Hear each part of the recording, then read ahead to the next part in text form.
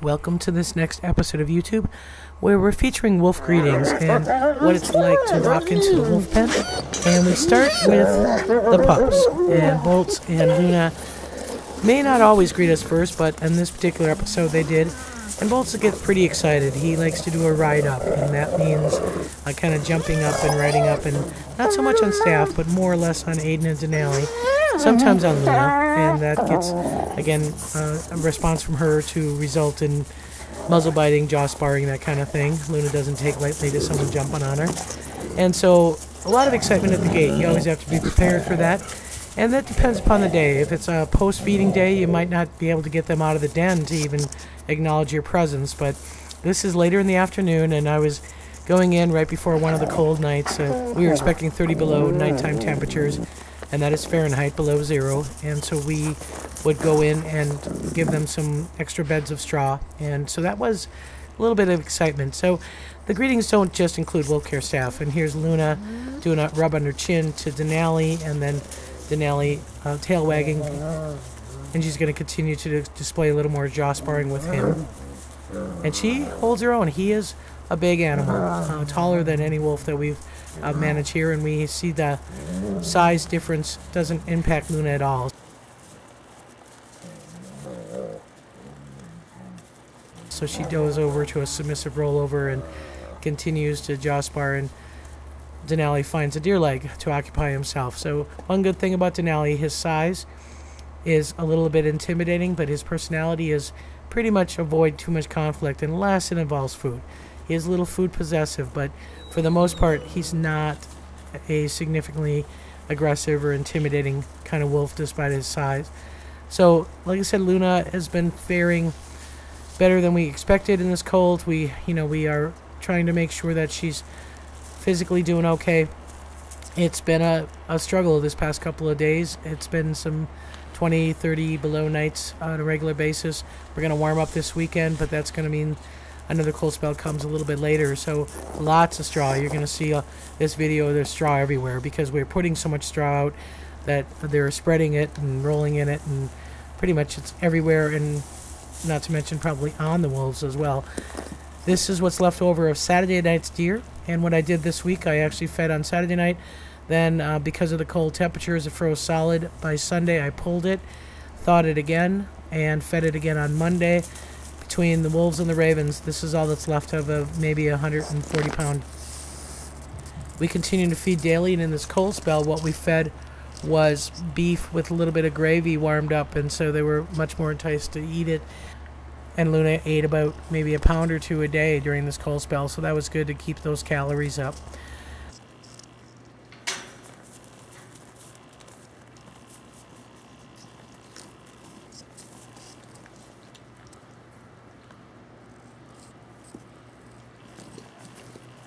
Bolts is getting his fair share, not quite as much as Luna. Luna definitely gets more food than Bolts does, but we do try to keep an eye on that. Bolts is just a little bit of a timid animal.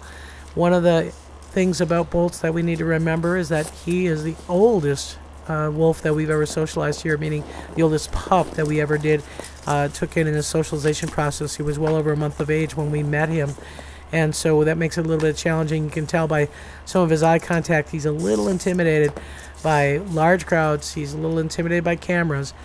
And sometimes he's a little intimidated when people approach him when he's eating. So that's a unique thing about Bolts that we don't deal much with Luna. Luna's not intimidated by much. And here you see her and Aiden doing a little social engagement.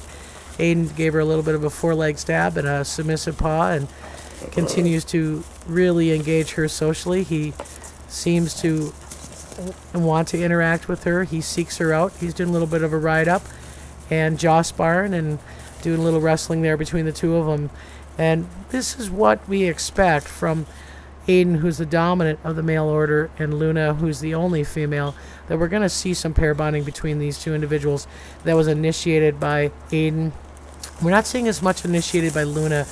Luna tends to be a little bit of pushing buttons once in a while. So when Aiden just starts a little gentle jaw sparring, she gets a little rammy, and she grabs a lot, and she bites a lot, and she pushes him around.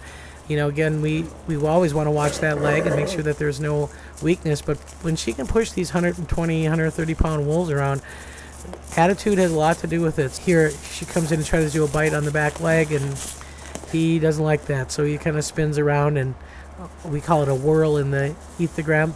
It gets out of her way, and she's going to continue to do a little bit of jaw sparring until they hear something in the wolf yard that makes them both kind of perk up. But very good social contact. This is not aggression. This is, like I say, Luna's just young. She's exhibiting some of these dominant behaviors, but she's just feeling her oats, and she's the only female, so she's got no one to really put her in a rank order. Aiden does once in a while. No doubt Aiden puts an end to some things when he's real serious, but for the most part he's pretty tolerant of this and allows her to continue to interact. So again, like I said, very alert. She's very keyed into what goes on in the wolf yard, whether that be Oscar, whether that be someone pulling in. Very, very alert. So as far as the greetings that we get from Grizzer, this is it. And again, we probably don't grow old of this, watching Grizzer submit to wolf care staff. And what's interesting here is we're trying to back off, and just film Grizzer. Well, he doesn't want to have any part of it. He looks at us like, why are you not scratching my belly? Get down here and do something. So we had to oblige. So we were filming, but we were also trying to give the wolf care staff some good greetings with him. So he's just getting a little more irritated with us that we're not scratching him. So he's going to give us a little submissive paw himself and then encourage the wolf care staff to interact. So this is really the Grizzer greeting that we get most every day from him, with the exception of activity and retirement that might stimulate him to posture against Malik. But for the most part, it's calm, it's relaxed. Grizzer could do this all day long, and so he's a very relaxed situation, and good to see. He's going on 9 years of age, and he's had some tough rows in his life, so he definitely deserves the extra attention. And he gets it. He gets it because he's got no competition, nobody to jump on him. You try to do this for Aiden. Aiden likes to be in a submissive posture with staff and get a greeting, but you can't do it for long without Luna or Bolts or Denali or all of them checking it out that he's submissive. But Grizzer's got the advantage in that he's alone, and he has those opportunities that are quite different from the interactions that we get from all the other wolves. So this is quality time with Grizzer, and this is time that wolf care staff enjoy probably as much as he does. And again, we will look at things like ice balls on the paws and how overall he's doing, but he's got such a good thick coat. He has no problem with temperature. We see very little issue with him being cold, although we still give him straw beds like everybody else here. But he is really, his tolerance of winter weather is tremendous. He's got no issues whatsoever. So this is kind of, like I say, a typical greeting for Grizzer.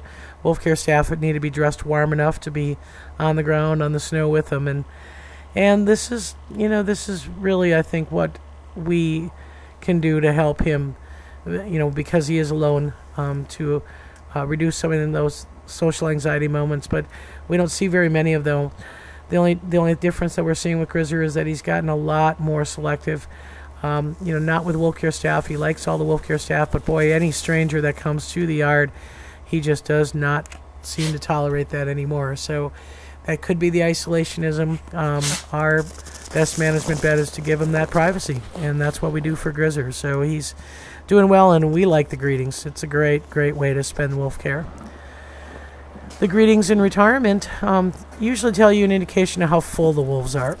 And here we have Shadow, who has a piece of frozen bone dust that we fed on Wednesday. Again, when it's cold, these guys are getting 3-4 feedings a week when it's cold, just because they're 12 going on 13. And so that means they're full. So if they're full, you get pretty subdued wolves. And you also get wolves carrying around what's left over. So we, today when I was filming, we had some beef. We had a beaver that was still frozen over from last Saturday. And they're not all that interested. They'll greet, but you know what? They're full. They're content. They're just going to go about their business.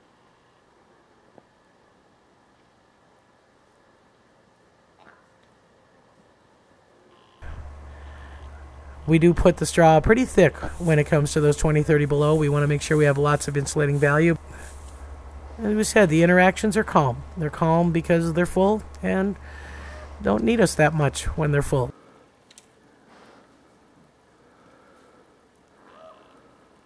So that's it for this week's YouTube. And again, we thank you for watching, and we'll see you next week.